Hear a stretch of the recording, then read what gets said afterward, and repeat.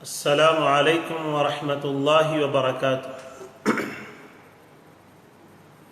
الحمد للہ رب العالمین، والصلاة والسلام على سید المرسلین وعلى آلہ واصحابہ وازواجہ وذریاتہ واہل بیتہ اجمعین، اما بعد، فقد قال الله سبحانه وتعالى في كلامه المبين: فأعوذ بالله من الشيطان الرجيم، بسم الله الرحمن الرحيم، إنما يريد الله ليذهب عنكم الرجس أهل البيت ويطهركم تطهيرا۔ صدق الله مولانا العظيم وصدق رسوله النبي الأمين، ونحن على ذلك لمن الشاهدين والشاكرين والذاكرين۔ وقال الله سبحانه وتعالى في شأن حبيبه تعظيما وتشريفا وتحريما وتكريما: إن الله وملائكته يصلون على النبي يا أيها الذين آمنوا صلوا عليه وسلموا تسليما۔ اللهم صل على سيدنا وشفيعنا وحبيبنا ومولانا محمد وعلى آل سيدنا ومولانا محمد وبارك وسلم، صلاة وسلاما عليك يا سيدي يا حبيبي يا رسول الله صلى الله تعالى عليك وسلم۔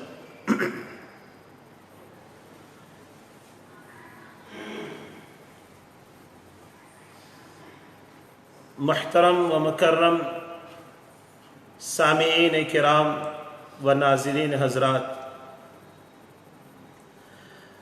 اللہ تبارک و تعالیٰ کا بے انتہا فضل اور احسان ہے کہ اس نے ہم گنہگاروں کو اپنے حبیب آقا نامدار صلی اللہ علیہ وآلہ وصحبہ وسلم کی مبارک امت میں پیدا فرمایا، اور پیدا ہونے کا ہم سبوں کو فخر عظیم عنایت فرمایا، اور اس پرآش و پرفتن دور میں جہاں ہر طرف دین دوری، دین بیزاری اور نت نئے انداز سے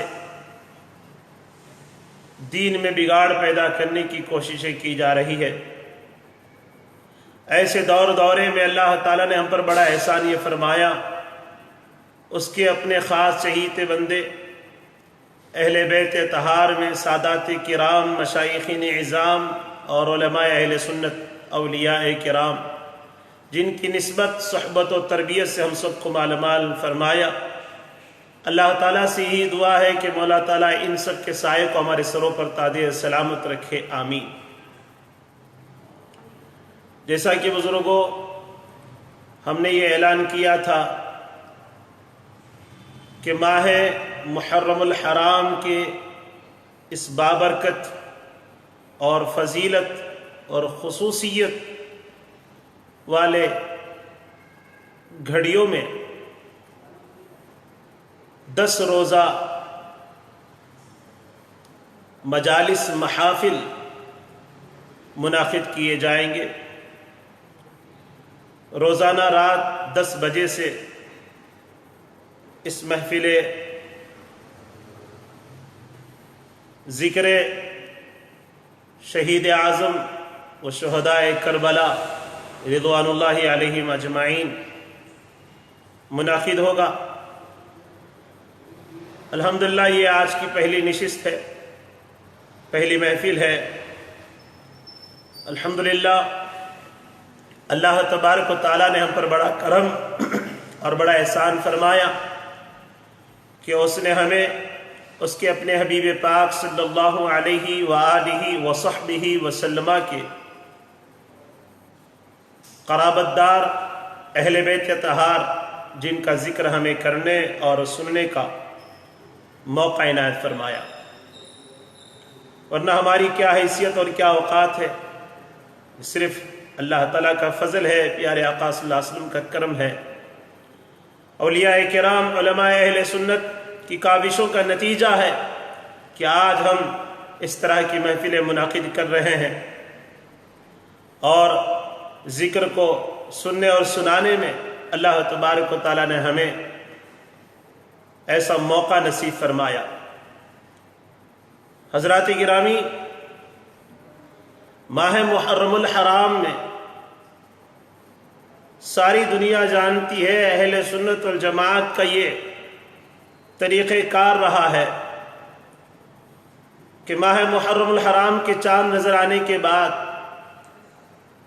عاشوراء کے شب تک، بلکہ 10ویں محرم الحرام کے دن بھی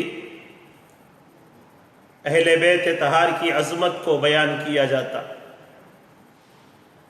اللہ تعالیٰ کے فضل اور احسانات اور اس کے انعامات کا ذکر کیا جاتا، نبی پاک صلی اللہ علیہ وسلم کی عظمت اور آپ کی رفعت کو بیان کیا جاتا، اور آپ کے خاندان اہل بیت طہار اور خلفاء راشدین صحابہ کرام رضوان اللہ علیہم اجمعین، اور خصوصاً امام علی مقام سیدنا امام حسین رضی اللہ تعالیٰ عنہ اور شہداء کربلا کا ذکر کیا جاتا۔ یہ سب کچھ اس لیے کہ ہر زمانے میں ملت اسلامیہ ان تعلیمات سے آشنا رہے کہ اللہ تعالیٰ قرآن مجید میں ان کی عظمتوں کا جو ذکر بیان کیا ہے، اور پیارے آقا صلی اللہ علیہ وسلم نے اپنے صحابہ کرام رضوان اللہ علیہ مجمعین کے درمیان اہل بیت طہار کی عظمت کو، رفعت کو، ان کے مقام و مرتبے کو جو تعلیم فرمائی ہے، ملت اسلامیہ جانے، ہر فرد مسلمان جانے کہ یہ کیا ہے حقیقت میں۔ اسی لیے محافل اور یہ مجالس منعقد کیے جاتے ہیں۔ لیکن اس سال جو وبا پھیلی، اللہ تعالیٰ کی جانب سے ایک آزمائش جس کی وجہ سے اس طرح کے محافل اور مجالس کے منعقد کرنے میں رکاوٹیں آئی، لیکن الحمدللہ اللہ تعالیٰ نے تمام رکاوٹوں کو دور کر دیا، اور آج ہم روبرو ہو کر کے سننے اور سنانے کا شرف حاصل کر رہے ہیں، اگرچہ کہ سوشل میڈیا کے ذریعے سے یہ سب کچھ نشر کیا جا رہا ہے۔ یہ بھی اللہ تعالیٰ ہی کی جانب سے ایک فضل اور احسان ہے۔ الحمدللہ اللہ تعالیٰ کا بڑا احسان ہے کہ اس نے ہمیں اس کے اور اس کے حبیب پاک صلی اللہ علیہ وسلم اور اہل بیت طہار کا ذکر کرنے، سننے سنانے کے لیے مواقع فراہم فرمایا۔ حضرات گرامی، پیارے آقا صلی اللہ علیہ وسلم اللہ کے حبیب ہے، اللہ نے اپنے نور سے آپ صلی اللہ علیہ وآلہ وسلم کو پیدا فرمایا، اور آپ اللہ کے نور ہیں، اور اللہ تعالیٰ نے سب سے پہلے آپ کو پیدا فرمایا۔ آپ وجہ تخلیق کائنات ہیں، آپ کی عظمتوں کو ہم بارہا سنتے آ رہے ہیں، آپ کی عظمتوں کو ہم اچھی طرح سنتے آ رہے ہیں۔ الحمدللہ اب ہم یہ جو محافل یہاں منعقد کر رہے ہیں، روزانہ مختصر سا وقت میں ہم ان باتوں کا تذکرہ کریں گے جو آج ہمارے لیے انتہائی سخت ضرورت ہے۔ ویسے تو یہ جو مجالس اور محافل سجائے جاتے ہیں، ہر روز ایک عنوان پر گفتگو ہوتی تھی۔ الحمدللہ پچھلے کئی سال سے الحمدللہ اس فقیر کو بھی یہی نعمت سے اللہ نے سرفراز فرمایا کہ ماہ محرم الحرام کے پہلے عشرے میں جتنے خطابات ہوتے، ہر ایک دن، ہر ایک رات ایک ایک عنوان پر خطاب کرنے کا موقع اللہ رب العزت نے عنایت فرمایا۔ لیکن اب سوشل میڈیا کے ذریعے سے خطاب ہو رہا ہے، عوام اور سامعین کا ازدحام جو سامنے موجود ہوتا، آج وہ سوشل میڈیا پر سنتے ہوئے بیٹھتے ہوئے سن رہے ہیں۔ اس لیے زیادہ وقت ہونے پر کہیں کاہلی اور سستی آ جاتی ہے، کہ شیطان نفس تو ہر ایک کے ساتھ لگا ہوا ہے، اللہ تعالیٰ ہر طرح کی سستی اور کاہلی سے بچتے بچاتے ہوئے ہم کو سننے کا موقع عنایت فرمائے۔ اسی لیے ہم یہ محافل و مجالس کو سوشل میڈیا میں مختصر سا وقت میں کچھ اہم باتیں، خصوصی باتیں آپ کی بارگاہ میں ہم پیش کرنا چاہتے ہیں، تاکہ پتہ چلے کہ یہ محرم کے محافل اور مجالس کیوں سجائے جاتے ہیں، اہل بیت اطہار کی عظمت کو کیوں بیان کیا جاتا ہے، خلفائے راشدین صحابہ کرام رضوان اللہ علیہم اجمعین کی عظمت کو کیوں بیان کیا جاتا ہے، قرآن اور سنت کی روشنی میں مسلک اہل سنت والجماعت کے عقائد اور اعمال کو کیوں بیان کیا جاتا ہے۔ تو آئیے بزرگوں، ہمیشہ کا معمول تو یہی رہا کہ پیارے آقا صلی اللہ علیہ وسلم کے عظمتوں کا ذکر ہوتا، پھر آپ کی آل اہل بیت اطہار کا ذکر ہوتا، خلفائے راشدین کا ذکر ہوتا، پھر شہدائے کربلا کا ذکر ہوتا، آقا حسین علیہ السلام رضی اللہ عنہ کا ذکر ہوتا، اور اس پر محفل ختم ہوتی۔ اب ہم یہ تمام محافل و مجالس کو سنتے آئے ہیں، اب اس سال ہم کوشش اس بات کی کر رہے ہیں کہ مختصر سا وقت میں مختصر سی بات ہوگی، لیکن انتہائی اہم ترین بات ہوگی، صرف قرآن اور حدیث کی دلائل میں گفتگو ہوگی، زیادہ تفصیلات میں ہم نہیں جائیں گے۔ انشاءاللہ آخری دنوں میں ہم شہدائے کربلا کے متعلق مختصر سا ذکر بھی ضرور کریں گے۔ ویسے تو ہم کتنا بھی ذکر کریں کم ہے، لیکن بدقسمتی کہیے گا ہمارے سوچ اور فکر ایسے ہو چکے ہیں کہ ہر بات ہم مختصر سننا پسند کرتے ہیں۔ بڑی اچھی بات ہے ایک اعتبار سے اگر دیکھا جائے کہ صحابہ کرام رضوان اللہ علیہم اجمعین نے عقائد و جہاں صلی اللہ علیہ وسلم سے فرمایا، یا رسول اللہ آج یہ ہمارے لیے کافی ہے، تاکہ ہم اس پر عمل کریں گے اور اس پر ہم استقامت کو حاصل کریں گے، اس کے بعد اگلی بات ہم سنیں گے۔ لیکن آج ہم مسلمانوں کی یہ حالت ہے کہ ہم سننے کے بعد اس کو سیکھیں گے، سمجھیں گے، پھر اگلے دن بقیہ سنیں گے۔ اس طرح کا شوق تو بہت کم نظر آتا ہے۔ البتہ جب بھی ہم سنتے ہیں تو یہ سمجھتے ہیں کہ بس تھوڑا سنیں گے، زیادہ سننے کی ہمارے لیے وقت نہیں ہے ہمارے پاس۔ یہی ہماری بدقسمتی ہے۔ تو بہرحال بزرگوں، ہم مختصر بات کہیں گے اور انتہائی اہم ترین گفتگو ہم آپ کے سامنے رکھتے ہیں۔ تو آئیے، میں ہمیشہ کی طرح ابتدا میں جو عناوین، جو عنوانات پر ہم خطابات کرتے تھے، ان تمام عنوانوں کو ایک جامع انداز میں اہل بیت اطہار ہی کے تذکرے سے ہم شروع کر دیتے ہیں، کیونکہ پیارے آقا صلی اللہ علیہ وسلم کی عظمتوں کا ذکر ہم ہر جمعے کو سنتے ہیں، ہر محافل میں، ہر مجالس میں، ہر واعظ و خطاب میں ہم سنتے ہیں۔ اور الحمدللہ خلفائے راشدین کا بھی ذکر ہوتا ہے، کیونکہ اسی پچھلے مہینے میں ہم نے سیدنا عثمان غنی رضی اللہ تعالیٰ عنہ، سیدنا عمر فاروق اعظم رضی اللہ تعالیٰ عنہ، ان دونوں کی عظمتوں کا ذکر ہم نے سنا۔ تو اب اس لیے میں سیدھے سیدھے اہل بیت اطہار کے ٹاپک میں آنا چاہتا ہوں، اور الحمدللہ درمیان میں جہاں کہیں بھی ضرورت پیش آتی ہے ہم ضرور تذکرے کریں گے، جو ہمارے لیے، ہمارے عقیدے کے لیے جو لازم اور ملزوم ہے، جو ضروری ہے ہمارے عقائد کے لیے، میں ضرور اس کا بھی تذکرہ کرتا رہوں گا، کرتا چلوں گا۔ تو آئیے بزرگوں، سب سے پہلے میں نے خطبہ مسنونہ میں تقریر کے خطاب کے آغاز میں جس آیت کریمہ کی تلاوت کا شرف حاصل کیا، قرآن مجید میں سورہ احزاب کی آیت نمبر 33 پارے نمبر 22، اللہ تعالیٰ ارشاد فرماتا ہے، آیت کا آخری حصہ ہے، فرمایا اللہ تعالیٰ نے، انما یرید اللہ لیذہب عنکم الرجس اہل البیت ویطہرکم تطہیرا۔ اللہ تعالیٰ ارشاد فرماتا ہے، بس اللہ یہی چاہتا ہے کہ اے رسول صلی اللہ علیہ وآلہ وصحبہ وسلم کہ اہل بیت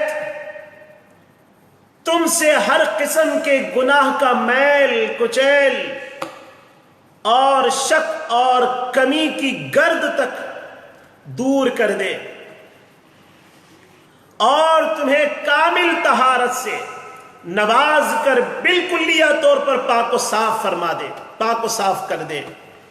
یہ اللہ تعالیٰ کا فرمان ہے۔ اسی آیت کو لے کر کے انشاءاللہ ہم گفتگو کریں گے۔ یہ جو آیت تطہیر ہے اس کے متعلق ہم بیان کریں گے کہ اللہ تبارک و تعالیٰ نے یہ آیت کیوں نازل فرمائی، کیوں بیان کیا۔ یہ آیت مبارکہ اہل بیت اطہار کے عظیم الشان، ان کے مقام اور مراتب اور ان کے رتبے اور ان کی شان کی طرف توجہ دلانے کے لیے، ان کی فضیلت کیا ہے اور فضیلت کے بنیادی باتیں کیا ہیں، یہ سب بیان کرنے کے لیے اللہ تبارک و تعالیٰ نے واضح کرنے کے لیے اس آیت کو نازل کیا ہے۔ شروع میں اللہ نے جو فرمایا انما، بس، یرید اللہ، اللہ یہی چاہتا ہے، بس اللہ یہی چاہتا ہے۔ اللہ تعالیٰ فرما رہا ہے بس یہی اللہ چاہتا ہے۔ اب انما سے شروع ہو رہی ہے کہ جو ان سے رجس کو دور کرنے کے لیے اللہ تعالیٰ اپنے ارادے میں جو حصر کو بیان کیا، بس ہم ان سے ناپاکی کو دور کرنا چاہتے ہیں، بس ہم اہل بیت اطہار سے ناپاکی کو دور کرنا چاہتے ہیں۔ یہ اللہ تعالیٰ قرآن مجید میں ارشاد فرما رہا ہے۔ اہل بیت اطہار کی شان میں اللہ نے فرمایا جبکہ ہم اپنے نفس کو پاک و صاف کریں گے، اپنے آپ کو ہر طرح کی گندگی سے پاک و صاف کریں گے، تب ہم متقی اور پرہیزگار بنتے ہیں۔ لیکن اہل بیت کی وہ شان ہے کہ اللہ فرماتا ہے بس اللہ یہی چاہتا ہے کہ اہل بیت اطہار سے ہر طرح کی گندگی کو پاک و صاف کر دے، ہر طرح کی ناپاکی کو دور کر دے۔ اور ناپاکی کو دور کرنے سے مراد صرف گندگی اور میل کچیل ہی نہیں، بلکہ ہر طرح کے گناہ کے سرزد ہونے سے بھی انہیں روک دے۔ ہر طرح کے گناہ سے اللہ تعالیٰ انہیں پاک و صاف فرمانا چاہتا ہے، اور اللہ تعالیٰ پر ایمان کے متعلق کسی بھی شک کو دور کرنا چاہتا ہے، اور تمام برے اخلاق، تمام برے حالات سے پاک کرنا چاہتا ہے۔ اہل بیت اطہار کو اللہ تعالیٰ ہر طرح کے برے حالات سے، برے خیالات سے، بری عادتوں سے، برے طور طریق سے اللہ تعالیٰ انہیں دور فرمانا چاہتا ہے، پاک کرنا چاہتا ہے۔ اور پھر اس آیت کے اخیر میں اللہ تبارک و تعالیٰ نے تطہیرہ فرمایا۔ یہ تطہیرہ مصدر، یعنی انہیں اللہ کی طرف سے اعلیٰ مقام کے حاصل ہونے اور اس سے نظر انداز نہ ہونے میں اللہ تبارک و تعالیٰ بہت زیادہ کر کے بیان کیا، بہت زیادہ کر کے۔ یعنی اہل بیت ہر وقت اللہ کی نگاہ میں ہے، ہر وقت اللہ کی نگاہ میں ہے۔ مبالغے سے اللہ نے فرمایا تطہیرہ کہہ کر کے۔ اللہ چاہتا ہے کہ ان سے ناپاکی کو ہٹا دے، گندگی کو ہٹا دے، گناہ کو ہٹا دے، برائی کو ہٹا دے۔ انما یرید اللہ لیذھب عنکم الرجس اہل البیت، اہل بیت سے تمام گندگی کو ہٹا دے۔ مزید پھر آخر میں فرماتا وَيُطَهِّرَكُمْ تَطْهِيرًا، اور خوب پاک و صاف فرما دے، کامل طور پر طہارت سے نواز کر بالکل پاک و صاف کر دے۔ یعنی ہمیشہ اللہ کی نگاہوں میں ہے۔ اور پھر تطہیرا آخر میں را کے اوپر 2 زبر ہے، اس کو تنوین کہتے ہیں۔ یہ جو تنوین مصدر پر آئی ہے ان کی عظمت کو اور ان کے اعمال کی کثرت کو اور اللہ کے نزدیک پسندیدگی کی طرف اشارہ کیا گیا ہے، اور یہ فائدہ دیتی ہے کہ یہ تطہیر کسی ایسی جن سے نہیں ہے جو تعارف اور قلب کی طرف الفت کی محتاج ہو۔ اللہ تبارک و تعالیٰ نے یہ خاص مقام اور مرتبہ صرف اور صرف اہل بیت اطہار رضوان اللہ علیہم اجمعین کو نوازا۔ تو آئیے بزرگوں، یہ آیت تطہیر جو ہے، اللہ تعالیٰ نے اہل بیت کو جو پاک و صاف فرمانے کا جو ذکر کیا ہے، آخر کیا ہے؟ کون ہے یہ اہل بیت اطہار؟ دیکھیے، اہل بیت کو قرابت بھی کہا گیا، قرابت دار بھی کہا گیا۔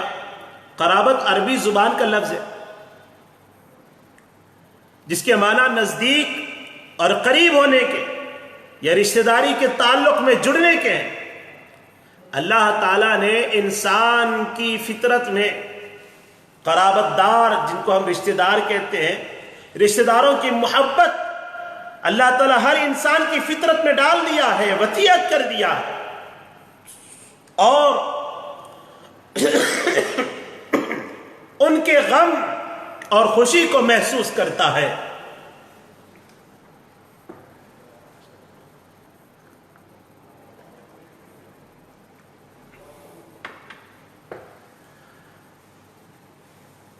قرابت دار، رشتہ دار، ان کی محبت اور ان کی خوشی کو، ان کے غم کو محسوس کرتا ہے انسان کی فطرت کے اندر اللہ نے یہ بات کو ڈالا ہے، اور ان کی ضروریات کا خیال رکھتا ہے۔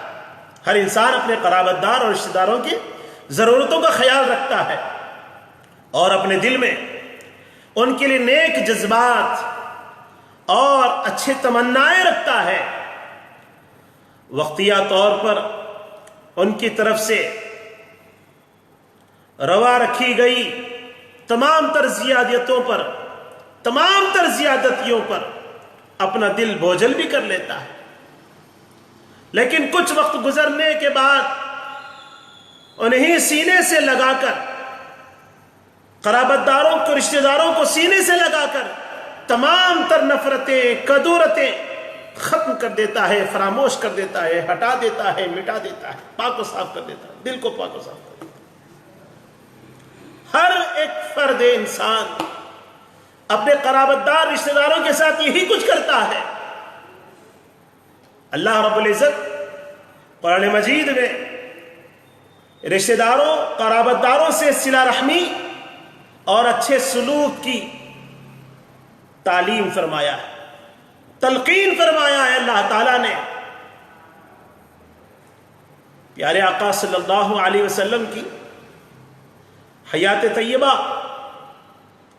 ساری انسانیت کے لیے بہترین نمونہ ہے۔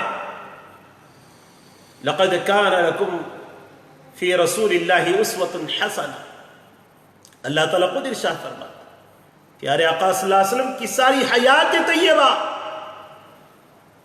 ساری انسانیت کے لیے بہترین نمونہ ہے۔ خاتم المرسلین پیارے آقا صلی اللہ علیہ وآلہ وسلم نہ صرف اپنے اہل و عیال اور رشتہ داروں، قرابت داروں سے پیار کرتے تھے، بلکہ انہوں نے ایمان والوں کے لیے اپنے اہل بیت سے محبت اور ان کی عزت اور ان کی تکریم کرنے کا حکم بھی اعلان فرمایا۔ صلہ رحمی کرو، حسن سلوک کا معاملہ اختیار کرو، رشتہ داروں سے محبت کرو، پیار کرو، اور ایمان والو، اے ایمان کے رکھنے والو، تم میرے قرابت دار، میرے اہل بیت سے محبت کرنا۔ آگے آئے گی گفتگو۔ قرآن مجید میں اللہ تعالیٰ نے یہ بھی ارشاد فرمایا کہ پیارے حبیب صلی اللہ علیہ وسلم آپ اپنی تبلیغ رسالت پر رشد و ہدایت پر اجرت سوائے اہل بیت طاہر کی محبت کی کچھ نہیں مانگنا، قرابت دار کی محبت کی کچھ نہیں مانگنا، الا المودۃ فی القربى، اللہ نے فرمایا ہے۔ اس آیت کی بھی انشاءاللہ ہم تفصیل آگے بیان کریں گے، ابھی آیت تطہیر کے متعلق ہم گفتگو کر رہے ہیں۔ تو اللہ کے حبیب صلی اللہ علیہ وسلم نے مومنوں سے فرمایا، اہل ایمان سے فرمایا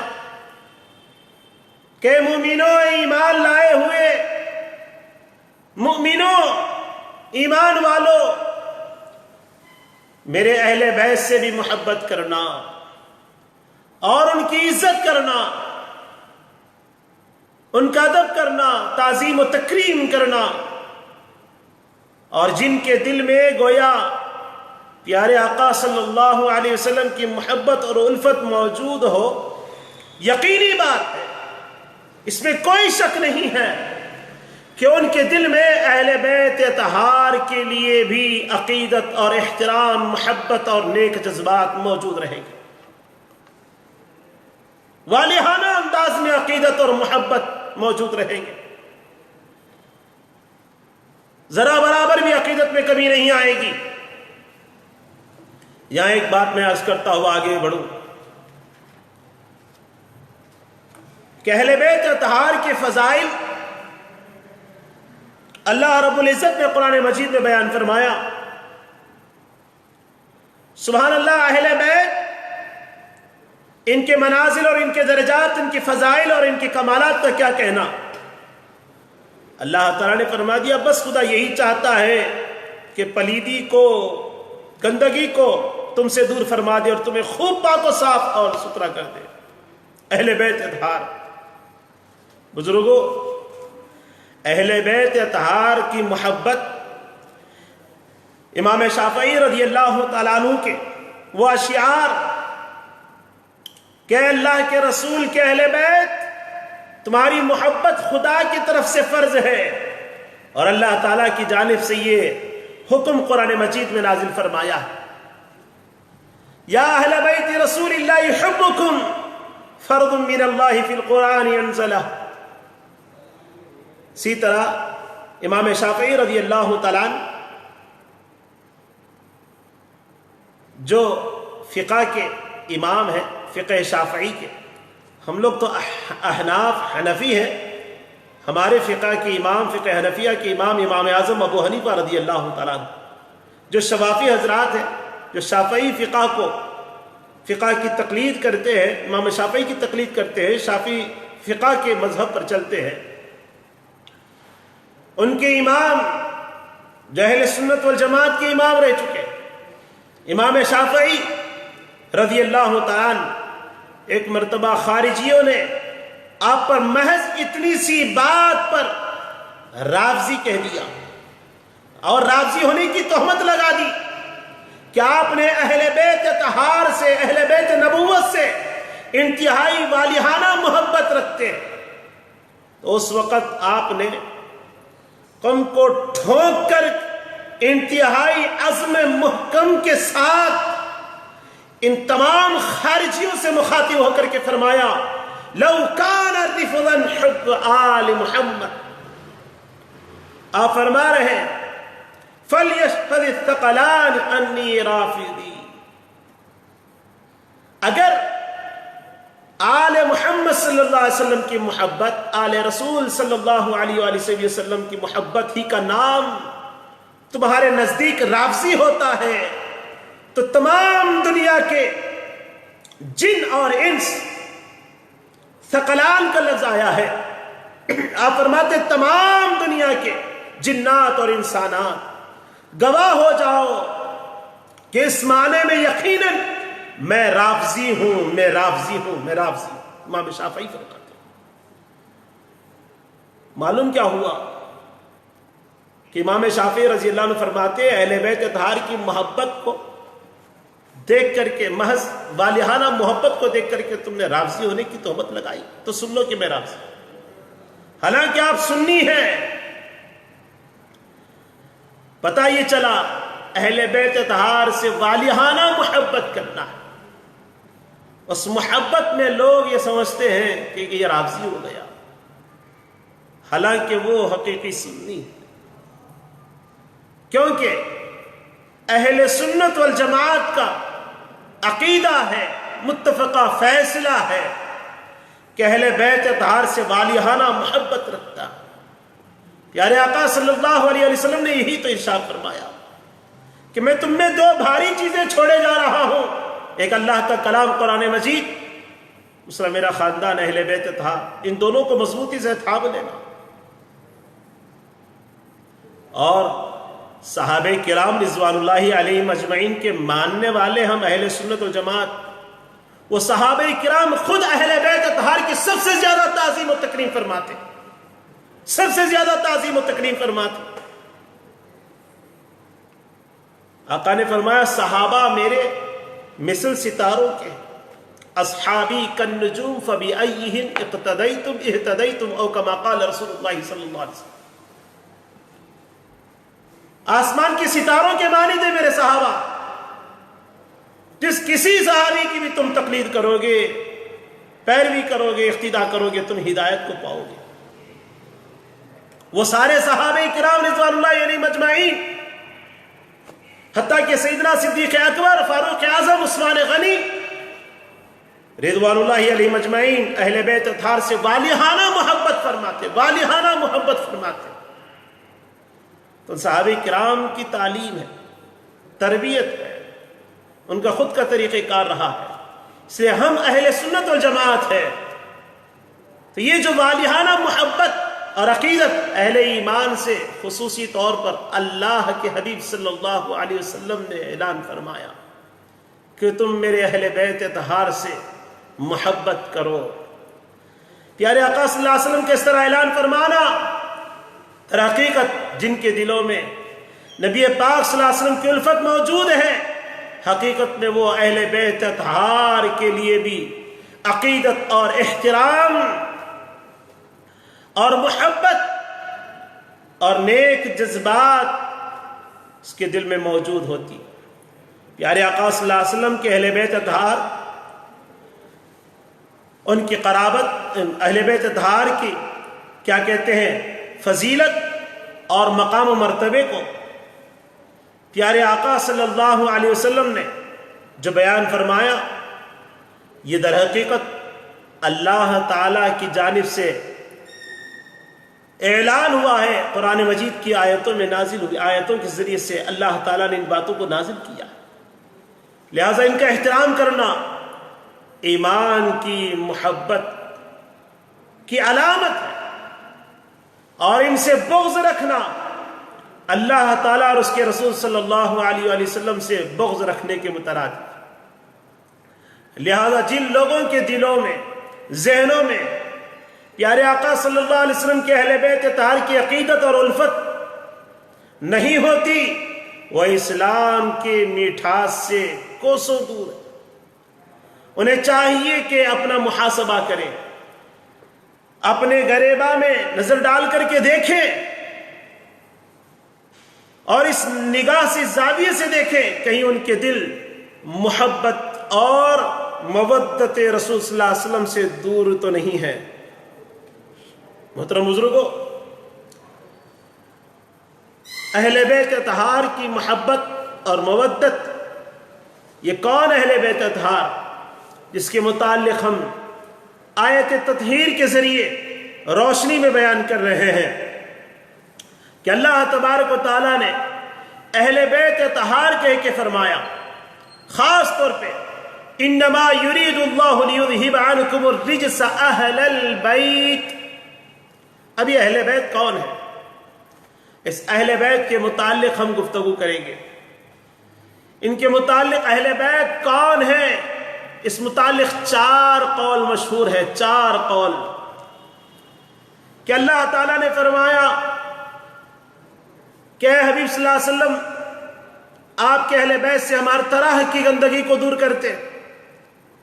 تفاسیر میں آیا ہے ہر قسم کی برائی اور بے حیائی کو دور کرنے کا اللہ نے ارادہ فرمایا، اور آپ کو کامل طہارت سے نواز کر اللہ کے نافرمانوں میں پائے جانے والے میل کچیل سے بالکل پاک و صاف کرنے کا اعلان فرمایا۔ امام طبری نے اپنی سند سے حضرت سعید بن قتادہ کا یہ قول بیان فرماتے ہیں. انہوں نے کہا کہ اللہ تعالیٰ کے اس فرمان، بس اللہ یہی چاہتا ہے کہ اللہ کے رسول صلی اللہ علیہ وسلم کہ اہل بیت تم سے ہر قسم کے گناہ کا میل اور شک اور نقص کی گرد تک دور کر دے اور تمہیں کامل طور پر طہارت سے نواز کر بالکل پاک و صاف فرما دے. اس سے مراد اہل بیت طہار ہی ہے. اللہ تعالیٰ نے انہیں برائی سے پاک کر دیا اور اپنی رحمت سے خاص کر دیا ہے. اور آیت میں جو الرجس جو آیا ہے اس سے مراد شیطان ہے. حضرت ابو زید سے مروی ہے یعنی اللہ تعالیٰ نے اہل بیت سے شیطان کو دور کر دیا ہے. اور ابن عطیہ کہتے ہیں لفظ جو الرجس آیا ہے آیت کریمہ میں، انما یرید اللہ لیذہب عنکم الرجس، یہ جو لفظ آیا ہے الرجس، یہ اسم ہے جو گناہ اور عذاب کے لیے اور نجس ناپاک امور اور نقص نقائص پر بولا جاتا ہے. تو مراد یہ ہے کہ اللہ تعالیٰ نے سب کچھ اہل بیت سے دور کر دیا ہے. امام نووی نے فرمایا کہ الرجس سے مراد شک ہے. شک جو کرتے ہیں ہم، شک، الرجس سے مراد شک ہے. اور یہ بھی کہا گیا کہ اس سے مراد عذاب ہے، اور یہ بھی قول ہے کہ اس سے مراد گناہ ہے. دیکھیے آپ مفسرین ائمہ بیان فرماتے ہیں، ہم نہیں. قرآن مجید کی آیت کا صرف ہم ایک ترجمہ کر کے نکل جاتے، گزر جاتے نہیں. اس قرآن مجید کو سننے والے صحابہ کرام نے تابعین کو جو سنایا اور تابعین نے تبع تابعین کو جو سنایا، ائمہ خلف سلف مفسرین کرام نے اپنے تفسیر میں جو بیان کیا اس کو ہم ذکر کر رہے ہیں. کہ اللہ تعالیٰ نے فرمایا انما یرید اللہ لیذہب عنکم الرجس اہل البیت ویطہرکم تطہیرا، ناپاکی کو دور کیا. ہم تو صرف اتنا ترجمہ کر لیے، دیکھو کتنے ترجمے اس کے نکلتے ہیں. رجس سے مراد کیا کیا ہے؟ شیطان ہے، گناہ ہے، عذاب ہے، شک ہے. یہ سب چیزوں سے اللہ نے دور کر دیا. امام ابو منصور الازہری یہ فرماتے ہیں رجس سے مراد ہر ناپاک عمل اور برے عقیدے کے لیے استعمال ہونے والا لفظ ہے رجس. یعنی اللہ تعالیٰ ہر ناپاک عمل سے اور ہر برے عقیدے سے انہیں دور کر دیا ہے. تو بزرگوں، اہل بیت اطہار سے ساری گندگیوں کو اللہ نے دور کر دیا. اب اہل بیت کون ہے؟ اہل بیت کا مفہوم کیا ہے؟ اہل بیت کے متعلق 4 قول ہم بیان کریں گے. سب سے پہلا قول اہل بیت اطہار کے متعلق یہ ہے کہ حضور نبی اکرم صلی اللہ علیہ وسلم کے اہل بیت وہ ہیں جن پر صدقہ حرام ہے. انشاءاللہ اس موضوع پر ہم کل گفتگو کریں گے، کافی وقت ہو چکا ہے. تو آج ہم نے آیت تطہیر میں اللہ تعالیٰ نے جو ارادہ فرمایا، اللہ تعالیٰ جو چاہتا ہے اہل بیت طہار سے ہر طرح کی گندگی کو دور کرنے کا، اس کا ہم نے ذکر کیا. تو آپ دیکھیے پیارے آقا صلی اللہ علیہ وسلم کے خاندان والوں سے ہر طرح کی گندگی کو اللہ دور فرمانا چاہتا ہے اور خوب کامل طور پر پاک و صاف کر کے انہیں صاف ستھرا رکھنا چاہتا ہے، انہیں طہارت سے نوازنا چاہتا ہے. تو پھر ہمارے آقا صلی اللہ علیہ وسلم کی عظمت کا کیا حال ہوگا؟ وہ اللہ کے حبیب صلی اللہ علیہ وسلم کی عظمت کا کیا حال ہوگا؟ آپ طاہر بھی ہیں، مطہر بھی ہیں، پاک فرمانے والے بھی ہیں، پاک کیے ہوئے بھی ہیں. آقائے دو جہاں صلی اللہ علیہ وسلم کی شان اقدس، ان کے خاندان کے لیے اللہ نے ارادے کا اظہار فرمایا، بلکہ انہیں پاک و صاف کر دیا. تو پھر اپنے حبیب پاک صلی اللہ علیہ وسلم کو اللہ نے کتنا پاک و صاف کیا. اللہ پاک، اس کا حبیب بھی پاک اور ان کا گانا بھی پاک ہے. ایک بندہ مومن اپنے دل کو پاک کر لیتا ہے، وہ بھی اللہ کے نزدیک پاکیزہ بندوں میں شمار کیا جاتا ہے. لیکن اس کے لیے ہمیں محنت کی ضرورت ہے. اللہ نے اپنے حبیب کو پہلے ہی سے پاک کر کے پیدا فرمایا ہے اور آپ کے خاندان کو بھی پاک کر کے پیدا فرمایا ہے. یہ عظمت، یہ مقام و مرتبہ صرف اور صرف حبیب مصطفیٰ صلی اللہ علیہ وآلہ وسلم کو اور ان کے اہل بیت طہار کو نصیب ہے۔ اللہ نے خاص کر کے ان کا ذکر بیان فرمایا ہے۔ بقیہ جو بھی اپنے دلوں کو پاک و صاف کر کے اللہ کے پاکیزہ بندوں میں شامل ہونا چاہتے ہیں، وہ محنت سے، مشقت سے، مصطفیٰ کی نگاہوں سے، ان کی صحبت اور فیض کو حاصل کرنے سے حاصل ہوتی ہے۔ جو کچھ بھی ہے مصطفیٰ کے صدقے میں۔ تو بزرگوں، اہل بیت اطہار کی عظمت کو جاننے کے لیے میں نے آیت تطہیر سے اس محفل کا آغاز کیا۔ انشاءاللہ اہل بیت طہار کون ہے اس کے متعلق ہم گفتگو کریں گے قرآن اور احادیث طیبہ کی روشنی میں۔ پھر قرابت دار کون ہے، قرابت دار کی مودت کیا ہے، قرابت دار سے محبت کرنا کیا ہے، اس کا بھی ہم تذکرہ کریں گے۔ پھر انشاءاللہ شہید اعظم شہداء کربلا رضوان اللہ علیہم اجمعین کا تذکرہ کرتے ہوئے ہم ان تمام مجالس اور محافل کو سنوارنے کی کوشش کریں گے۔ لیکن اس کے پیچھے اللہ تعالیٰ ہی کا فضل اور اللہ کے حبیب صلی اللہ علیہ وسلم کا کرم ہے۔ اولیاء کرام، علماء اہل سنت والجماعت، علماء حق، ان کی کاوشوں کا نتیجہ ہے، ورنہ ہماری کیا اوقات ہے۔ اللہ تعالیٰ ہم تمام کو کہنے سننے سے زیادہ عمل کی توفیق عطا فرما۔ ہمارے دلوں میں اس کے حبیب پاک صلی اللہ علیہ وسلم کی عظمت اور عقیدت و محبت نصیب فرما، اور اہل سنت والجماعت کے عقیدے پر ہمیں قائم فرما۔ اہل بیت اطہار سے سچی عقیدت و محبت عطا فرما۔ اولیاء کرام کے سائے کو ہمارے سروں پر تاجر سلامت فرما۔ اے اللہ، جن کے ہاتھوں پر ہم بیعت کر کے ان کی مریدی اور ان کی غلامی اختیار کر کے زندگی گزار رہے ہیں، ان میں اہل بیت طہار سادات کرام کے نسل پاک میں سے ہے۔ اے اللہ، ان سب کی عمر اقبال میں ترقی عطا فرما، صحت و عافیت تندرستی عطا فرما، والدین کے عمر اقبال میں ترقی عطا فرما، صحت عافیت تندرستی عطا فرما، تمام عالم کے مسلمانوں کی حفاظت فرما، جان و مال و وطنوں کی تو آبرو فرما۔ موجودہ وبا جو بیماری پھیلی ہوئی ہے اللہ، اس سے جلد از جلد نجات عطا فرما۔ انشاءاللہ آمین آمین بجاہ سید المرسلین۔ انشاءاللہ تعالی عزیز درس کا سلسلہ جاری رہے گا، اس محفل کا، مجلس کا، روزانہ رات 10 بجے سے۔